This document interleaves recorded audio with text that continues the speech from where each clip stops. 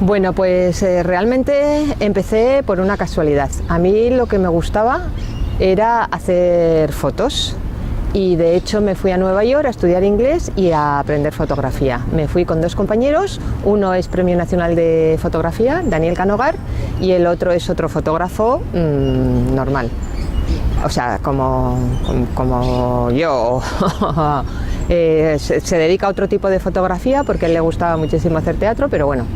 De ahí volví a España y empecé a trabajar en el Museo de Arte Contemporáneo, en el antiguo MEAC, que ahora es el Museo del Traje, antes de que el Reina Sofía existiese, y me contrataron para hacer el archivo de todos sus cuadros y trabajaba en placas 912. Era una manera de ganar dinero, no era la fotografía que más me gustaba, pero me salió ese trabajo y aproveché el momento. Y de una cosa sale la otra, afortunadamente. Entonces, en una revista necesitaban un fotógrafo, me recomendaron y fue un comienzo bastante tranquilo porque empecé en una revista de economía donde hacía muchos retratos y así empezó todo. De ahí pasé al Independiente y del Independiente al Mundo, que trabajé durante 23 años y he sido jefa de fotografía de la sección de la redacción del Mundo. Mi trabajo más exitoso en un periódico, los trabajos son muy exitosos, pero también sabéis lo que sucede, que se mueren al día siguiente, porque ya hay otro trabajo más exitoso.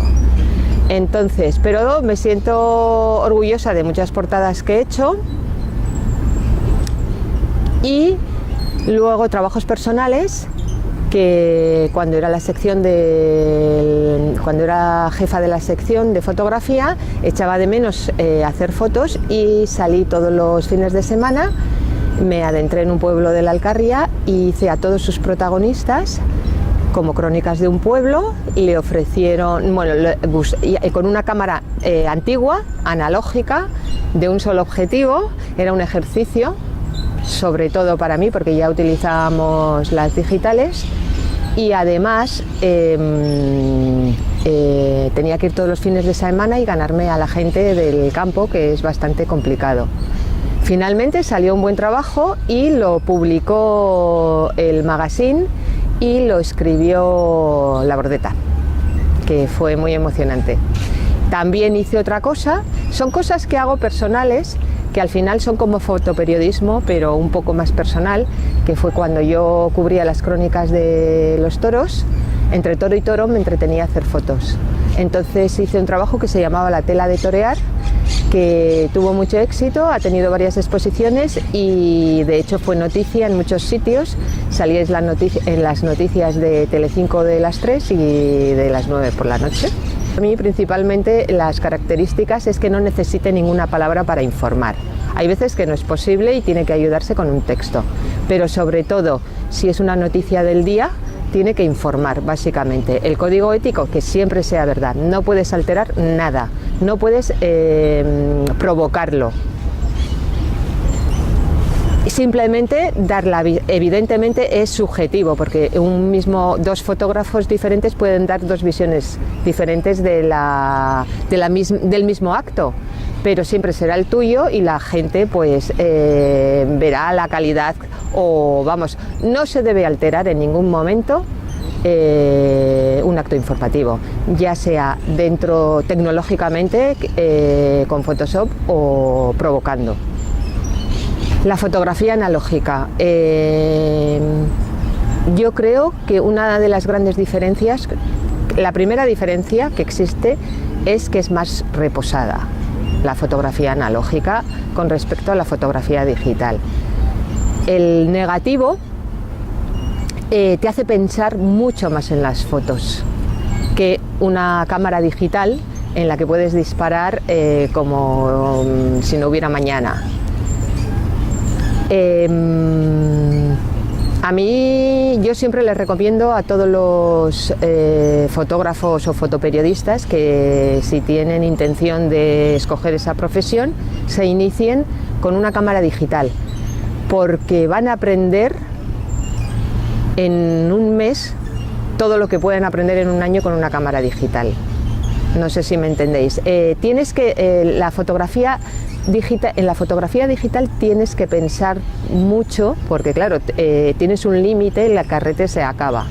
Tienes que pensar mucho, no solamente el encuadre, tienes que pensar en técnicamente cómo se va a resolver, porque digitalmente se puede solucionar de otras maneras. Yo creo que al ser más reposada sale mejor, porque muchas veces con la cámara digital disparas 7 veces y te vas a otra cosa porque ya crees que tienes la foto y lo has visto. De la otra manera lo piensas mucho más.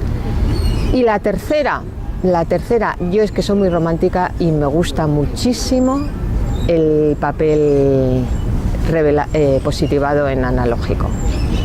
No, hay una diferencia tremenda de una fotografía digital a una fotografía analógica, y eso que se ha conseguido mucho. Pues sobre todo con profesionalidad. El periodismo ciudadano no tiene normalmente calidad. Yo veo absolutamente cosas que son inservibles que se publican. Y la gente lo compra, que no lo entiendo.